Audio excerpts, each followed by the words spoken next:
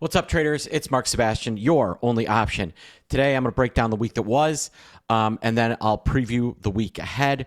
We'll look at the S&P, we'll look at the VIX, and then I'll give you that one stock I'm watching for next week. So with that, let's dig in.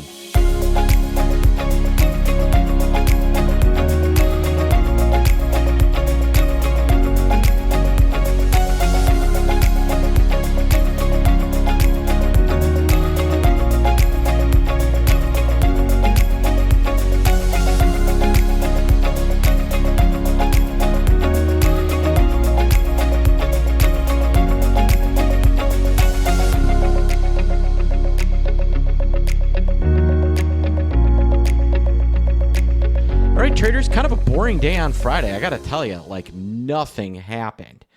We were kind of up, then we were down, and then we ended up the day flat. This was a bit of a nothing burger.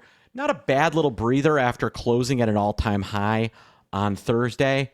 We also had a little bit of weakness in the Qs and the Dow Jones Industrial Average as well. We've had so much strength out of names like NVIDIA and Broadcom. These are a couple of names that are on Hans's list for big AI innovators, Broadcom in particular. I'm not surprised they took a little bit of a breather. I mean, look at the run that they've been on. MTI is still saying go long, go strong.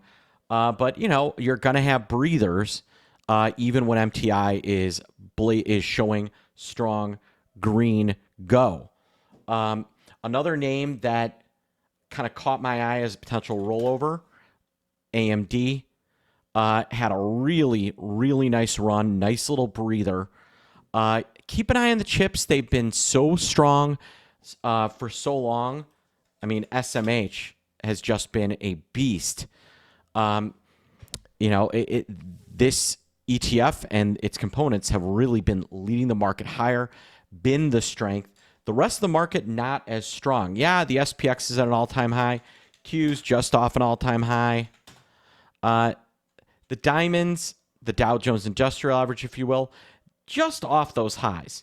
Still another little leg up here.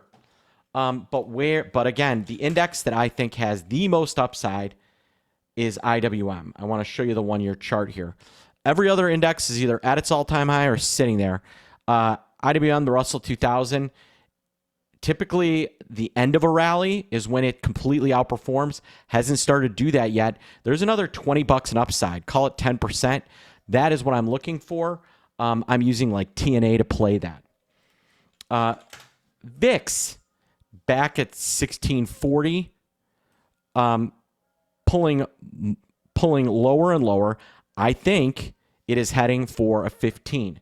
Now, we do have earnings next week that you need to be aware of. Google is next week. Microsoft is not.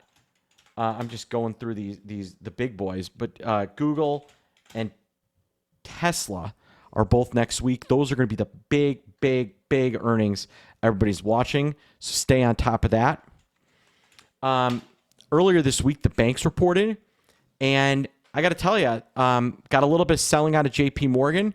Really nice green candle on Thursday and some follow through on Friday. This is one that I think could break out. Goldman Sachs, pretty similar story. Not quite the breakout, although a nice bounce. We might see Goldman make another run at a new all-time high. Watch those banks. The next group of banks I'm watching, because banks are really interesting, is the big mega mid caps. So like Truist Financial, Fifth Third Bank. They have not caught the same bid as the big banks, and I think they're going to follow suit shortly. So pay attention to those. Stay on top of those. The one thing that continues to kind of worry me is the bond market. Cannot seem to find a bid. Cannot seem to find any love.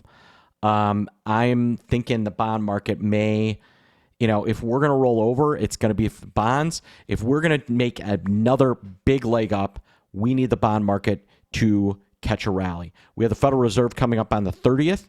That's going to be really something to watch. That might be the most important meeting of the year, so stay tuned on that. Speaking of staying tuned, you've heard me mention Hans's MTI a couple of times.